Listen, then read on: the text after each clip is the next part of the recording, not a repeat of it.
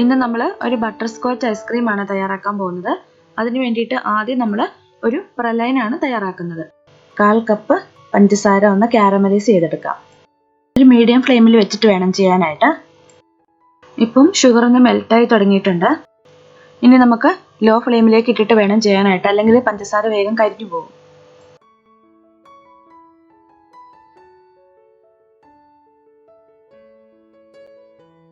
ഇപ്പോൾ നമ്മുടെ caramel ready ആയിട്ടുണ്ട്. ഇനി നമുക്കിതിലേക്ക് 1 ടേബിൾ സ്പൂൺ ബട്ടർ ചേർക്കാം.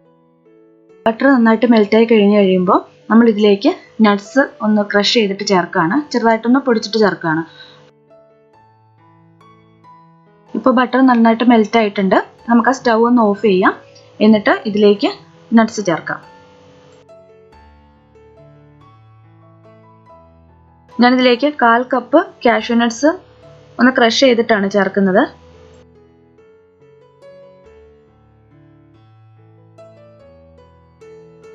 പെട്ടെന്ന് തന്നെ നന്നായിട്ട് ഇത് മിക്സ് ചെയ്യാം. എന്നിട്ട് ഓയിൽ പുരട്ടിയ ഒരു പാത്രത്തിലേക്ക് ഒന്ന് ഒഴിച്ചു വെക്കാം.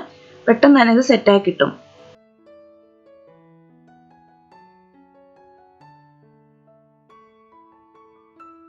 ഞാനിത് ഈ പാത്രത്തിലേക്കാണ് ഒഴിച്ചു വെക്കുന്നത്.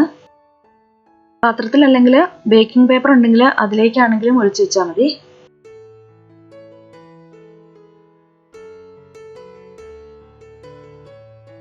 ഇപ്പോൾ നമ്മുടെ പ്രലൈൻ ഇവിടെ റെഡി ആയിട്ടുണ്ട്.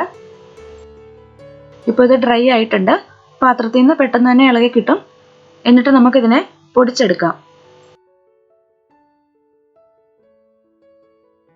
കുറച്ച് നമുക്ക് മിക്സിയിലിട്ട് നന്നായിട്ട് പൊടിച്ചെടുക്കാം. ഞാനിത് കുറച്ചെടുത്ത് മിക്സിയിലിട്ട് പൊടിച്ചോണ്ട് വരാം.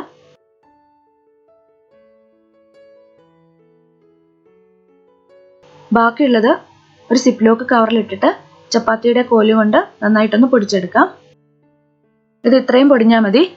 ഇനി നമുക്ക് ഇത് നമ്മൾ ആദ്യം മിക്സിയിലിട്ട് പൊടിച്ച് ആ പൗഡർ ആക്കി എടുത്ത് അതിലേക്ക് ഇതുകൂടി ഇട്ടിട്ട് നന്നായിട്ടൊന്ന് മിക്സ് ചെയ്യാം.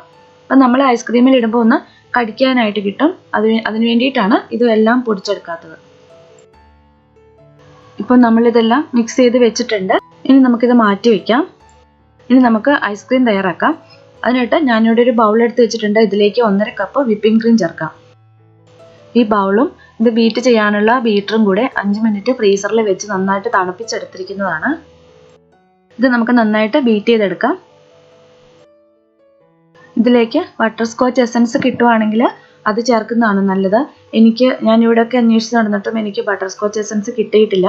അപ്പം ഞാൻ അതുകൊണ്ട് വാനില എസൻസ് ആണ് ചേർക്കുന്നത്. 1 ടീസ്പൂൺ വാനില എസൻസ് ഞാൻ ഇതിലേക്ക് ചേർക്കുകയാണ്. ഒന്നുകൂടെ ഒന്ന് ബീറ്റ് ചെയ്തെടുക്കാം. ഞാൻ ഇതിലേക്ക് കണ്ടൻസ്ഡ് മിൽക്ക് ആണ് ചേർക്കുന്നത്. ഇനി നിങ്ങൾ ഇതിലേക്ക് ചേർക്കുന്നത് പൊടിച്ച പഞ്ചസാരയാണെന്നുണ്ടെങ്കിൽ നമ്മൾ വിപ്പിംഗ് ക്രീം ബീറ്റ് ചെയ്യാൻ എടുക്കുന്ന സമയത്ത് തന്നെ അതിൻ്റെ കൂടെ ചേർത്താൽ മതി. കണ്ടൻസ്ഡ് മിൽക്കിൻ്റെ റെസിപ്പി ഞാൻ നേരത്തെ പോസ്റ്റ് ചെയ്തിട്ടുണ്ട്. അത് ഞാൻ നിങ്ങൾക്ക് വേണമെങ്കിൽ ഡിസ്ക്രിപ്ഷൻ ബോക്സിൽ കൊടുക്കാം. പെട്ടെന്ന് തയ്യാറാക്കാൻ പറ്റുന്നതാണ്. നിങ്ങളെല്ലാവരും ഒന്ന് തയ്യാറാക്കി നോക്കുക. ഞാനിതിലേക്ക് 1/4 കപ്പ് കണ്ടൻസ്ഡ് മിൽക്കും കൂടി ചേർക്കുകയാണ്. നമ്മൾ എടുക്കുന്ന വിപ്പിംഗ് ക്രീമിന് ചിലതിന് മധുരം ഉള്ളതാണെങ്കിൽ അതനുസരിച്ച് കണ്ടൻസ്ഡ് മിൽക്കിൻ്റെയും ഷുഗറിൻ്റെയൊക്കെ അളവ് കുറച്ച് ചേർക്കാൻ പാടുള്ളൂ. ഇനി ഇത് നന്നായിട്ട് മിക്സ് ചെയ്തെടുക്കാം. ഇത് നന്നായിട്ടൊന്ന് മിക്സായി കിട്ടാൻ വേണ്ടി 1/2 മിനിറ്റ് നമുക്കൊന്ന് ബീറ്റ് ചെയ്തെടുക്കാം. ഇപ്പോൾ നമ്മളത് നന്നായിട്ട് മിക്സ് ചെയ്തെടുത്തിട്ടുണ്ട്. ഇനി ഇതിലേക്ക് നമ്മൾ നേരത്തെ പൊടിച്ചു വെച്ചിരിക്കുന്ന പ്രലൈൻ ചേർക്കാം. ഞാൻ ഇതിലേക്ക് 3 ടേബിൾ സ്പൂൺ ആണ് ചേർക്കുന്നത്. നന്നായിട്ട് മിക്സ് ചെയ്തെടുക്കാം.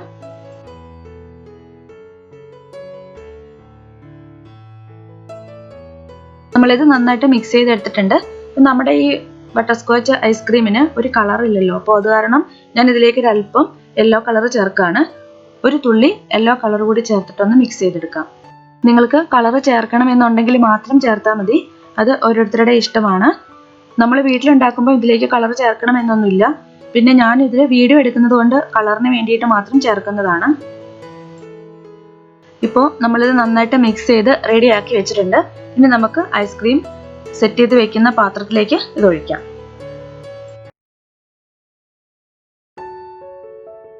ഈ പാത്രത്തിലാണ് ഞാൻ ഐസ്ക്രീം സെറ്റ് ചെയ്ത് വെക്കുന്നത്. ഇതിലേക്ക് നമുക്ക് നമ്മൾ തയ്യാറാക്കിയ ഐസ്ക്രീമിൻ്റെ കൂട്ടൊഴിച്ച് വയ്ക്കാം.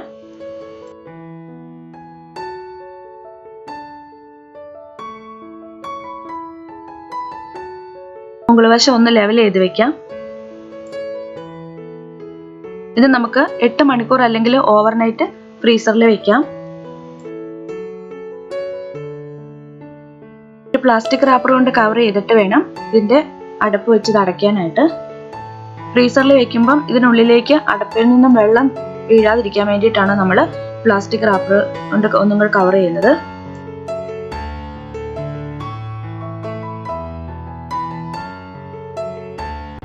ഇതിപ്പോൾ ഞാൻ ഓവർനൈറ്റ് വെച്ചതാണ്. ഇനി നമുക്ക് തുറന്ന് നോക്കാം. ഐസ്ക്രീം നല്ല സെറ്റായിട്ട് വന്നിട്ടുണ്ട്. ഇനി നമുക്കിത് സെർവിങ് ബൗളിലേക്ക് എടുക്കാം.